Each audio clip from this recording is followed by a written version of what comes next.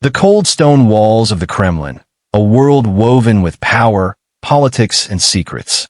But behind those walls, a rumor has been whispered for years. It wasn't just power that stole Yeltsin's heart. Some witnesses speak of a woman whose name was erased from state archives. It's said that decisions made in meetings were shaped under the shadow of that secret relationship. Who was that woman? Was she an agent or just a victim? Even Yeltsin's closest circle remains silent on this matter. Today, we're unveiling the Kremlin's most forbidden love story. Is it real or just a rumor? You'll be the judge. At this point, I have a small request from you. If you enjoy these secret history stories and want to stay informed about the content published on our channel, please subscribe and turn on notifications.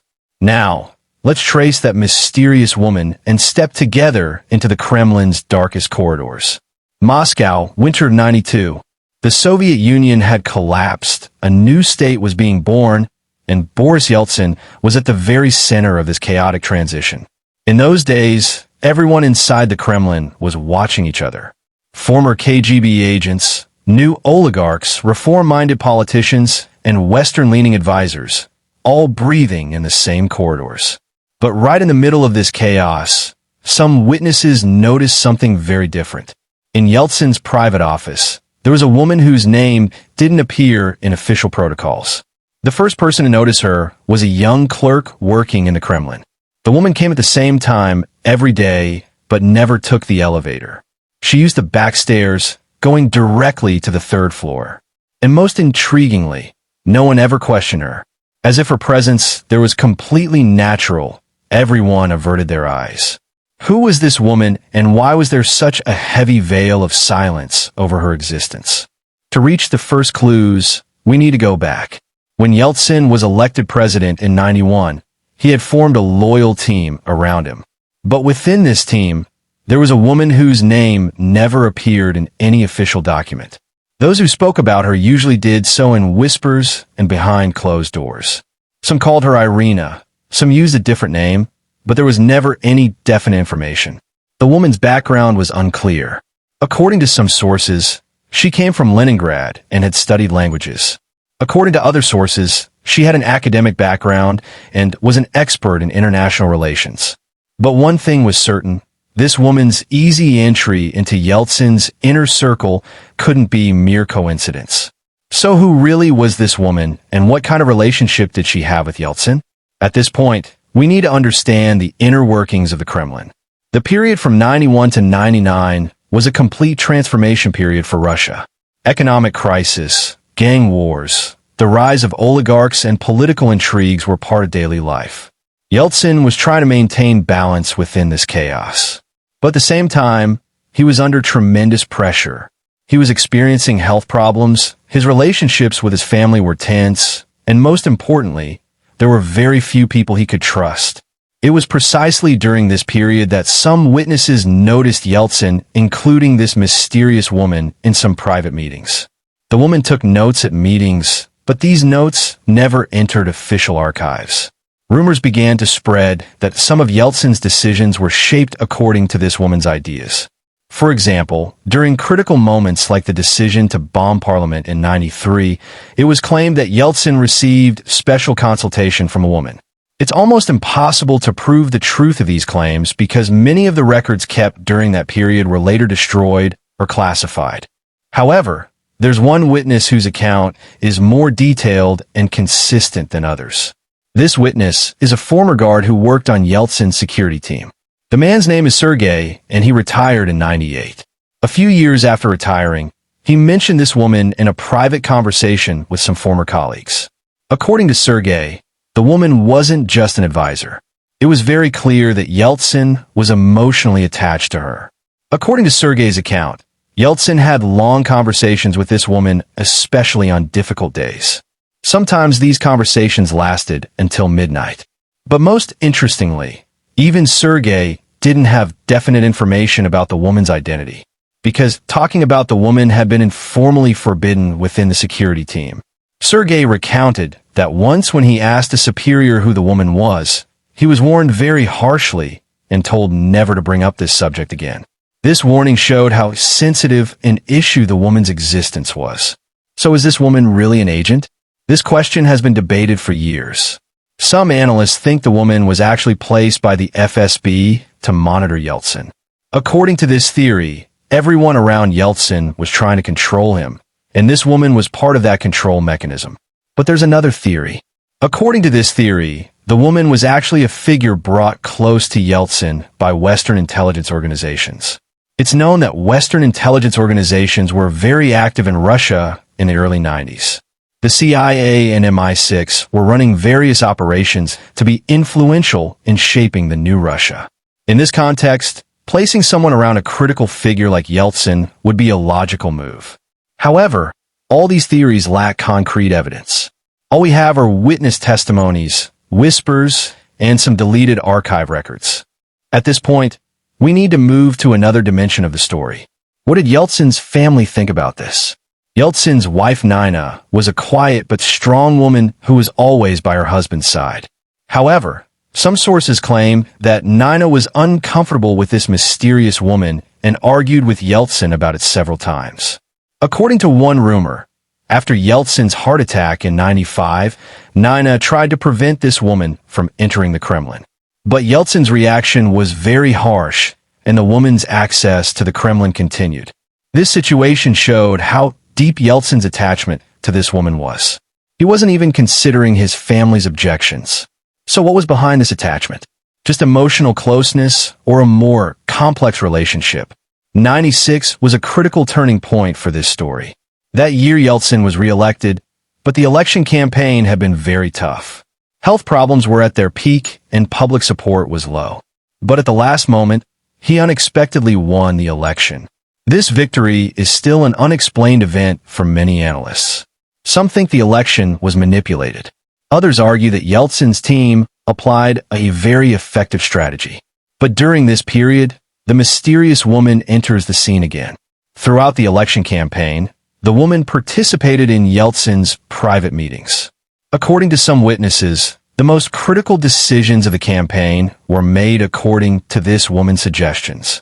For example, the decision for Yeltsin to meet directly with the public in the final weeks of the campaign was made at this woman's insistence. And this decision was the most important move that changed the course of the election. Yeltsin went to the streets, danced with the people, talked with young people, and these images were broadcast repeatedly on television. This move created the perception in public opinion that Yeltsin was still strong and energetic, and it affected the election results. However, after the election, the woman's trail suddenly disappeared. In '97 and '98, she was no longer visible in the Kremlin. Some thought her mission was complete, and she was no longer needed. Others proposed darker scenarios. Perhaps the woman had become dangerous because of what she knew and had been eliminated. Perhaps she had simply left the scene of her own accord. Nothing was certain. However, it's known that Yeltsin became even more withdrawn during this period, met with fewer people, and his health problems increased. At the end of '99, Yeltsin resigned and Vladimir Putin replaced him. This sudden resignation left many question marks. Why did Yeltsin suddenly resign? Was there pressure on him, or was it his own decision? And did that mysterious woman have a role in making this decision?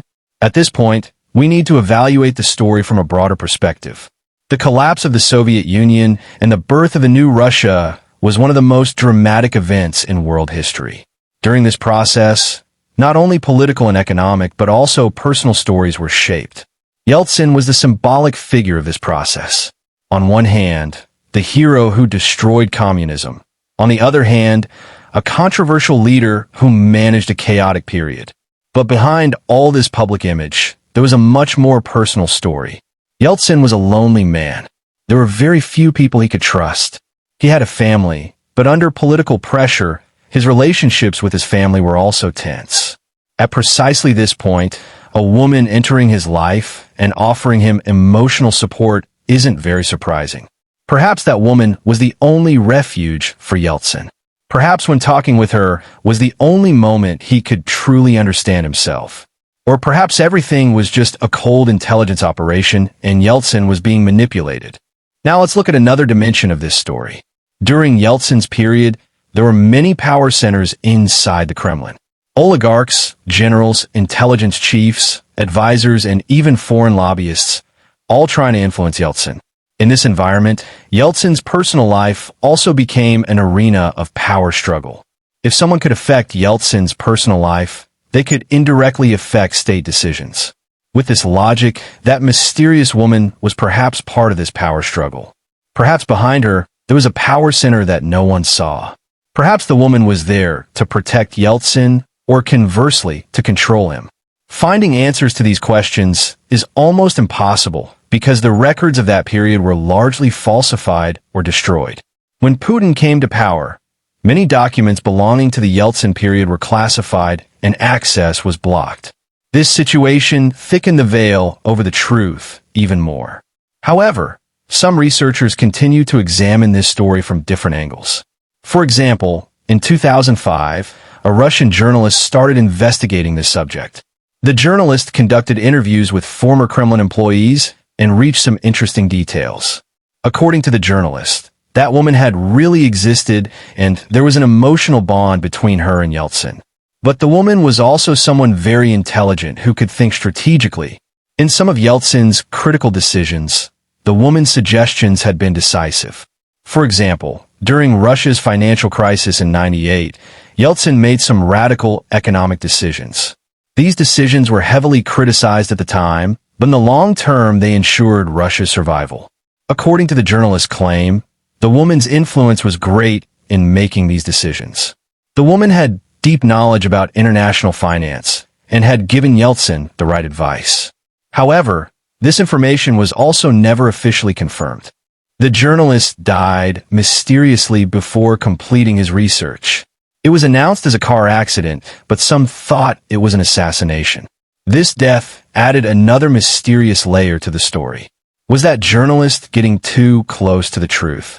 Were the things he learned posing a danger to some powerful people? Or was this just a coincidence? Unknown. However, this incident showed that the story of Yeltsin's mysterious woman was still a sensitive subject. Despite more than 20 years passing, talking about this subject was still seen as risky. But why? Why did such a seemingly insignificant relationship require such great secrecy? The answer may lie here. If this woman in Yeltsin's personal life really was influential in critical decisions, this situation requires us to read Russia's modern history from a different perspective. Because then, behind many decisions made in the '90s, there weren't just political calculations, but also much more personal dynamics. Perhaps Yeltsin was much more under this woman's influence than we thought. Perhaps that woman was an invisible force shaping Russia's future. Or perhaps all of this is just a conspiracy theory and not really that important. But one thing is certain, this story has been captivating people's curiosity for years and is still being talked about. Now let's go a bit deeper. We need to consider Yeltsin's psychological state as well. Yeltsin was a leader who had an alcohol problem. This was known by the public and was occasionally criticized. However, how alcohol affected Yeltsin's decision-making processes isn't fully known. Some analysts say Yeltsin made more impulsive decisions, especially during periods when he was drinking. Others argue that Yeltsin's alcohol problem was exaggerated and he was actually in control most of the time. But within these debates, the mysterious woman's role comes into play again. Because according to some witnesses, the woman was the only person by Yeltsin's side during his most vulnerable moments. On nights when Yeltsin drank, the woman had long conversations with him. What was discussed in these conversations isn't known, but some claim the woman calmed Yeltsin and helped him regain his ability to think correctly. If this is true, the woman's role in Yeltsin's life becomes much more critical. Because then, there's the woman's influence behind decisions made even in Yeltsin's weakest moments. So what kind of personality did this woman have that could be so influential? Unfortunately, it's very difficult to answer this question because there's very little information about the woman. However, some psychological profile studies were done. According to these studies, the woman probably had very high emotional intelligence. She had the ability to understand people, see their weaknesses, and say the right thing at the right time. Also, the woman was probably someone who could think strategically. She wasn't just providing emotional support, she was also giving Yeltsin advice on political and economic matters. This shows that the woman wasn't just an ordinary advisor, but could be a much more talented and dangerous figure. Perhaps the woman was a professional manipulator. Perhaps she was specially trained to influence Yeltsin. Or perhaps the woman truly loved Yeltsin and wanted to help him. Which one? Unknown. Yeltsin died in 2007. After his death, many biographies were written about him. But in none of these biographies is there detailed information about that mysterious woman. Most biographers either completely ignore this subject or just gloss over it in a footnote. Is this silence intentional, or does it really stem from lack of information? It's hard to say. However, some close sources claim that shortly before Yeltsin's death, he left some private documents to his family. It's said that within these documents were letters and notes related to that woman. But these documents were never shared with the public. Yeltsin's family kept these documents under tight protection and shared them with no one. Perhaps one day, these documents will emerge and the truth will finally be understood. Or perhaps these documents will remain in darkness forever. We're coming to the final part of the story. So in light of all this information, what can we say about Yeltsin's mysterious woman story? First of all, the possibility that this story is completely fabricated is very low, because many independent witnesses and sources speak of the woman's existence. But at the same time, too much speculation and conspiracy theories have been added to the story. Separating fact from fiction is almost impossible. Perhaps the most realistic approach is this. In Yeltsin's life, there was a woman whose name didn't appear in official records.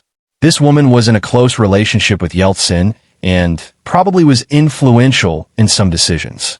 But what exactly this relationship was, the woman's identity and the forces behind her are still unclear. Perhaps the woman was just an advisor, perhaps an agent, perhaps just a friend Yeltsin trusted, or perhaps all of them at once. In conclusion, this secret story that took place within the walls of the Kremlin shows us how complex power and politics can be. A leader's personal life isn't just his private domain. It can also become a political arena. Yeltsin's story is one of the most striking examples of this reality. And perhaps most importantly, this story shows us that not everything written in history books is the whole truth. There are always other stories that are invisible, unspoken, hidden. Yeltsin's mysterious woman story is perhaps just one of these.